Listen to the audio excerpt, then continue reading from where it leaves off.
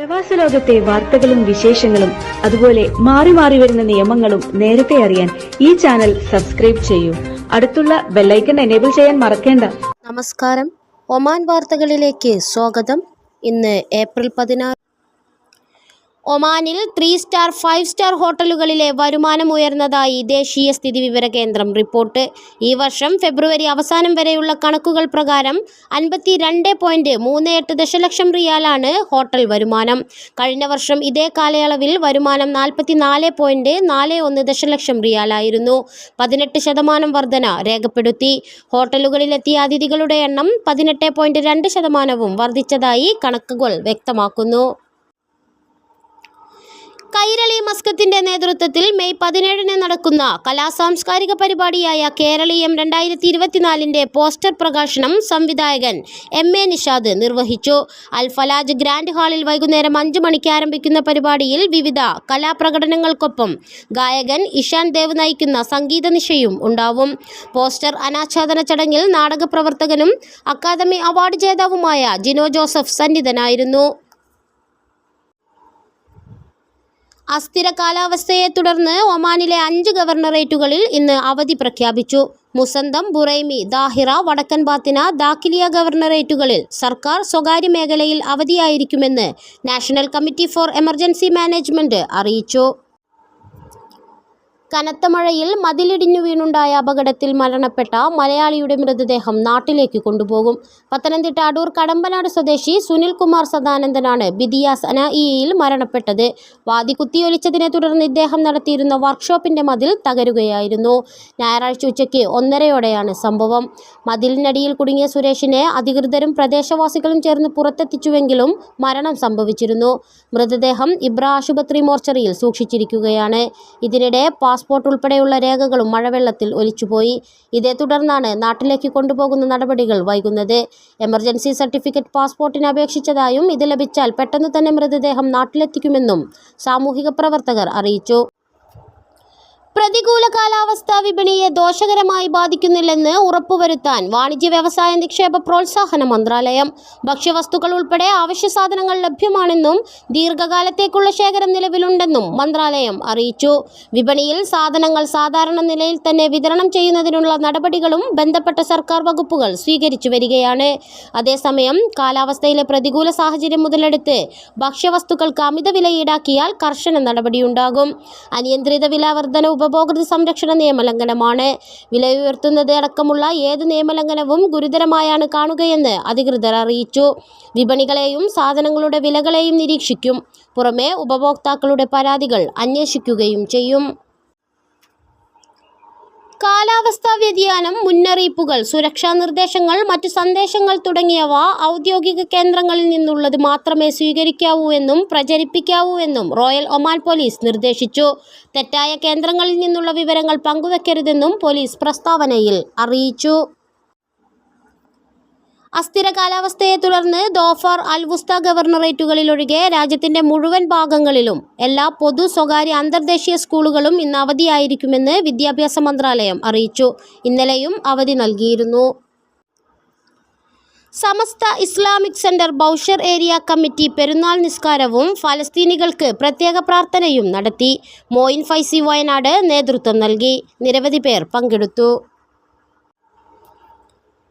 കനത്ത മഴയിലും വെള്ളപ്പൊക്കത്തിലും പെട്ട് വടക്കൻ ഷർക്കിയ ഗവർണറേറ്റിൽ മരണമടഞ്ഞ സ്കൂൾ വിദ്യാർത്ഥികളുടെ കുടുംബങ്ങൾക്കും ബന്ധുക്കൾക്കും മന്ത്രിസഭ അനുശോചനം രേഖപ്പെടുത്തി.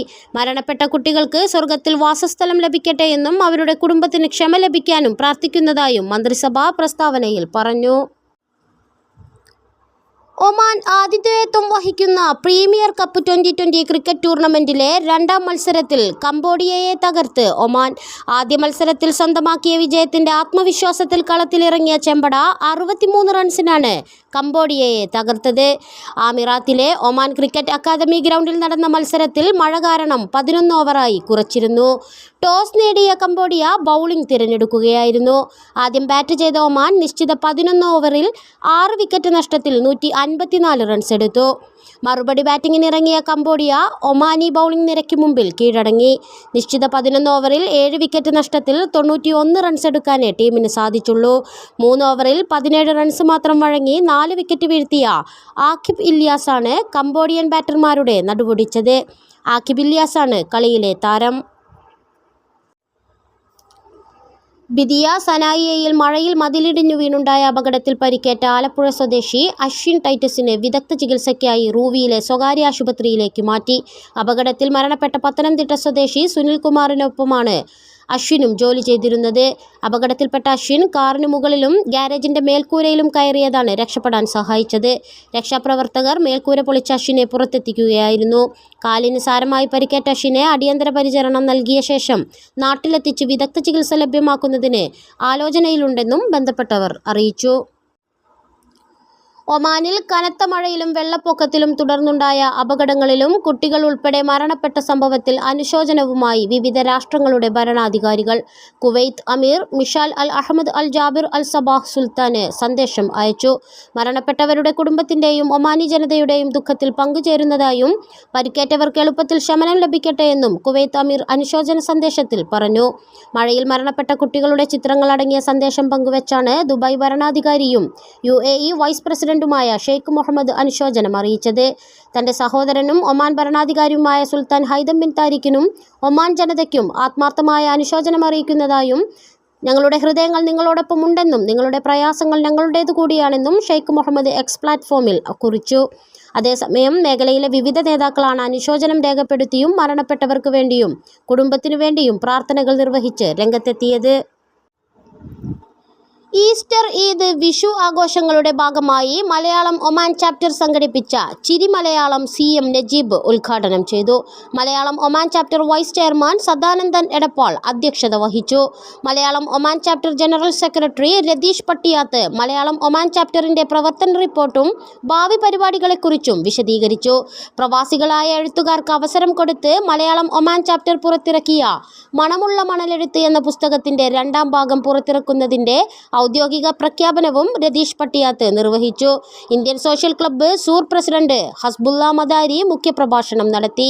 ഇത്തരത്തിലുള്ള ഒത്തുചേരലുകളും സ്നേഹസംഗമങ്ങളും കലുഷിതമായ ഇന്നത്തെ കാലഘട്ടത്തിൽ അനിവാര്യമാണെന്നും അദ്ദേഹം പറഞ്ഞു. ഖസബിൽ ബോട്ട് മറിഞ്ഞുണ്ടായ അപകടത്തിൽ മരണപ്പെട്ട കോഴിക്കോട് സ്വദേശികളായ കുട്ടികളുടെ മൃതദേഹം ഖസബിൽ ഖബറടക്കി. നിരവധി പേർ സന്നിധരായിരുന്നു. നരിക്കുനി പുല്ലാളൂർ സ്വദേശി തല്ലൂർ ലുഖ്മാനുൽ ഹക്കീം മുഹ്സിന ദമ്പതികളുടെ മക്കളായ ഹൈസം മുഹമ്മദ്, ഹാമിസ് മുഹമ്മദ് എന്നിവരാണ് ശനിയാഴ്ച ഉച്ചയ്ക്ക് 2 മണിയോടെയുണ്ടായ അപകടത്തിൽ മരണപ്പെട്ടത്. മാതാപിതാക്കൾ അടുത്ത ദിവസം നാട്ടിലേക്ക് മടങ്ങും. വർഷങ്ങളായി ഖസബിൽ കുടുംബവുമായി കഴിയുന്ന ലുഖ്മാനുൽ ഹക്കീം ഇവിടെ ഒരു ടൂറിസം കമ്പനിയിൽ ജോലി ചെയ്തു വരികയായിരുന്നു. ഇതേ കമ്പനിയുടെ ബോട്ടാണ് അപകടത്തിൽപ്പെട്ടത്. ഇവർ സഞ്ചരിച്ച ബോട്ട് ആഴക്കടലിൽ ലോഞ്ചിന് സമീപം അപകടത്തിൽപ്പെടുകയായിരുന്നു. മക്കളെയും ഭാര്യയെയും മിനിറ്റുകൾക്കകം തന്നെ രക്ഷപ്പെടുത്തി കരയിലെത്തിച്ചുവെങ്കിലും കുട്ടികളുടെ മരണം സംഭവിച്ചിരുന്നു. ഖസബ് മർക്കസുൽ ഉലൂം മദ്രസ വിദ്യാർത്ഥിയായിരുന്ന ഹൈസം മുഹമ്മദിനും സഹോദരൻ ഹാമിസ് മുഹമ്മദിനും വേണ്ടി മുഴുവൻ മദ്രസകളിലും സുന്നി ജമിയത്തുൽ മുഅല്ലിമിന് കീഴിൽ പ്രാർത്ഥന സംഘടിപ്പിച്ചിരുന്നു. മഴയിൽ കുതിർന്ന് രാജ്യം. തലസ്ഥാനത്തടക്കം പേമാരി തിമിർത്ത് പെയ്തു. മഴയെ തുടർന്നുണ്ടായ അപകടങ്ങളിൽപ്പെട്ട് മരണമടഞ്ഞവരുടെ എണ്ണം 17ആയി ഉയർന്നു. 10 വിദ്യാർത്ഥികളും ഒരു പ്രവാസി മലയാളിയും സ്വദേശി വനിതയും 5 പൗരന്മാരുമാണ് മരണപ്പെട്ടത്. വ്യത്യസ്ത ഗവർണറേറ്റുകളിൽ നിന്നായി നിരവധി പേരെ രക്ഷപ്പെടുത്തുകയും ചെയ്തു.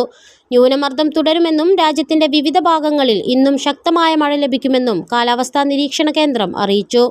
സമദ് അൽഷാനിലാണ് കുട്ടികളുടെ മരണത്തിനിടയാക്കിയ അപകടങ്ങളുണ്ടായത്. വിദ്യാർത്ഥികളുമായി പോയ വാഹനം വാദിയിൽപ്പെടുകയായിരുന്നു. പ്രദേശത്തെ സ്കൂളുകളിൽ വെള്ളം കയറിയതും ദുരിതത്തിനിടയാക്കി. ആദം വിലായത്തിൽ വാദിയിലുണ്ടായ അപകടത്തിൽപ്പെട്ടവർക്കായി തിരച്ചിൽ തുടരുകയാണ്. ഇസ്കിയിൽ വീട്ടിൽ വെള്ളം കയറിയതിനെ തുടർന്ന് കെട്ടിടത്തിൽ കുടുങ്ങിക്കിടന്ന കുടുംബത്തിലെ മുഴുവൻ ആളുകളെയും രക്ഷപ്പെടുത്തി. ഇബ്രയിൽ യാത്രക്കാരുമായി വാഹനം വെള്ളത്തിൽ കുടുങ്ങി. ഇവരെ രക്ഷപ്പെടുത്തിയതായി പോലീസ് അറിയിച്ചു. അൽഹംറ വിലായത്തിലെ വാദി അൽ താവിലിയിൽ ബസ് ബ്രേക്ക് ഡൗൺ ആയി. യാത്രക്കാരെ സിവിൽ ഡിഫൻസ് ആൻഡ് ആംബുലൻസ് വിഭാഗമെത്തി രക്ഷപ്പെടുത്തി. ബഹ്ലയിൽ വിദ്യാർത്ഥികളുമായി പോയ സ്കൂൾ ബസ് വാദിയിൽ കുടുങ്ങി. തുടർന്ന് അധികൃതരും നാട്ടുകാരും ചേർന്നാണ് ഇവരെ രക്ഷപ്പെടുത്തിയത്.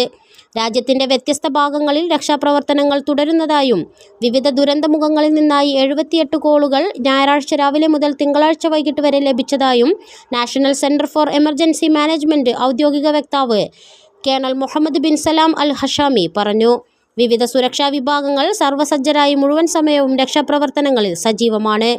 അതേസമയം കനത്ത മഴയെ തുടർന്ന് രാജ്യത്തെങ്ങും വാദികൾ നിറഞ്ഞൊഴുകി. രാജ്യത്തിന്റെ ഒട്ടുമിക്ക ഭാഗങ്ങളിലും മഴ തുടരുകയാണ്. നിലയ്ക്കാതെ മഴ പെയ്തതോടെ താപനിലയും കുത്തനെ താഴ്ന്നു. കേരളത്തിന്റെ കാലവർഷ പ്രതീതി ഉണർത്തിയാണ് രാജ്യത്തെങ്ങും മഴ തകർത്തു പെയ്യുന്നത്. നാട്ടിൽ ചൂട് കനത്ത വാർത്ത രാവിലത്തെ മഴയിൽ തണുത്താണ് ഒമാനിലെ മലയാളികൾ വായിച്ചത്. ഇതോടുകൂടി ഇന്നത്തെ വാർത്തകൾ ഇവിടെ പൂർണ്ണമാവുന്നു. കൂടുതൽ ഒമാൻ വാർത്തകളും വിശേഷങ്ങളുമായി നാളെ വീണ്ടും കാണാം. നമസ്കാരം.